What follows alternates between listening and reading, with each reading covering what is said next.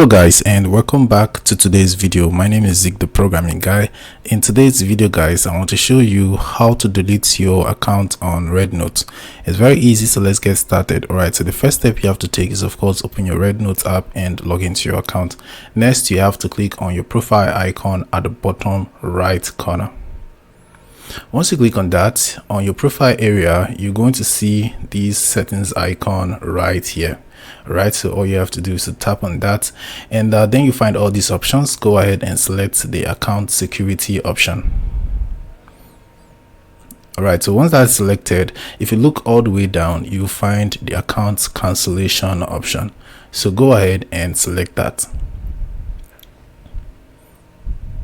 Once that is selected, at the bottom of your screen, you have to select this radio button right here.